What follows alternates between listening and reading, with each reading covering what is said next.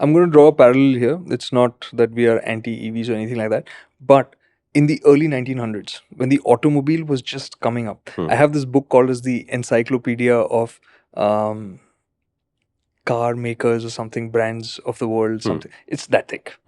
It's that thick. There were so many automotive brands, companies making cars Yeah. and motorcycles. Just in the UK, there must have been thousands Yeah, of of companies. course.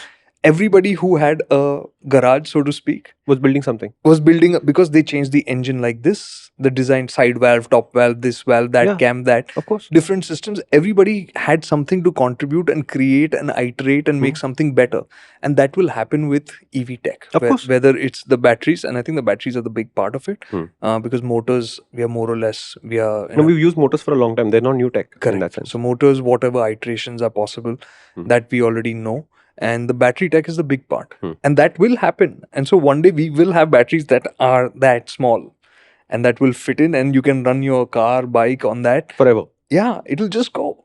That will happen, but it's not here now. Yeah. So all these decisions when you're making, I think the confusion comes from an emotional place. If you think about it very logically about what will work for you, you'll have an answer.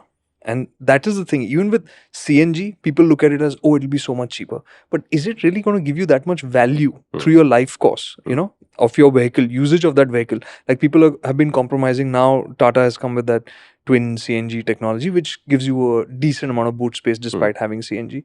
But a lot of people were compromising on that without really knowing whether they need to or not. Yeah. Right? They just buy it saying that it's cheaper. No, people bought it knowing that this would affect their livelihoods. All the taxi guys have huge cylinders in the back of their cars, which means no luggage can go inside. So good luck taking fare to the airport. But they take the fare to the airport anyway. And I last tied my suitcase to the top of a taxi in the mid 90s. Oh. But I'm doing it now again.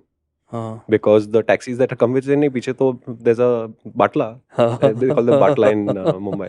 So there's a batla. Batla means nothing is going to go in there. You put everything outside. talking about things going full circle. Yeah. So there's in Europe now they're setting up power lines on roads because there are trucks which they're trialing with. Which Oh yeah, with the train style thing on top. Yeah. What is it called? A Panton. Yeah, something like that. I don't So it basically rises up and connects with the lines when it's driving on certain set routes, and it charges, drives itself, and then when it's done, it disconnects from that and goes on. So there's also supercapacitor based buses that are running in a few cities. And the idea of a supercapacitor is it can charge really fast and it can also discharge really fast. And the big challenge is controlling the discharge rate because it basically takes power like this and gives power like this. Yeah. So they've figured out a few ways where it can control the rate of discharge a little bit. So they're basically using it on city buses. And the idea is you charge the capacitor. When you stop at the next bus stop, it can pick up quickly a lot of charge. Just enough to get to the next bus stop, where there's another way to just connect to the bus, quickly give it a lot of charge and gets to the next stop. That's clever. But it's not like a battery. So there's lots of interesting tech happening in supercapacitors, which allows these kind of applications to work. And to me, I like the idea that just like in the early 1910s, 5s, there were all kinds of motorcycles doing all kinds of things. And then over the next 10, 12, 30, 40, 50 years, technology matured and the good ideas won out.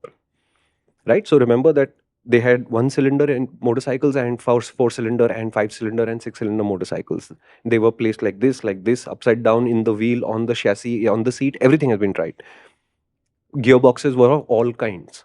Yeah. Right? And slowly they matured with the idea of saying that doesn't work, that doesn't work, that doesn't work. And those companies died and those ideas were eliminated from the pool. So just think of it that it took about 100 years for us to go from there to where we are today, where it's a commodity. Yeah. It won't take that long with... No, now we are technologically a more savvy civilization. So I'm assuming, let's say we half that. I would say even a quarter. But even then we are 30 years from it. Yeah. From it becoming a robust solution. Correct. And if you think of hydrogen as the next big step, then hydrogen is still more nascent. Yeah. So if you assume that it took 30 for EV, it might take 15 for hydrogen at least. Right? These are big time scales. During that transition, I think it is very important that you say what is the result you want and let people innovate rather than tell them what to do.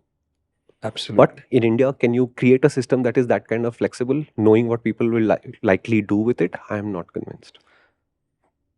Did you like that? There's more growth serum on the main MotorInc channel. Look for the brand Disconnect. No, really, it'll help you grow. I'm not kidding, bro. Come on. Do it. Try it. How can it hurt? Karthik's there.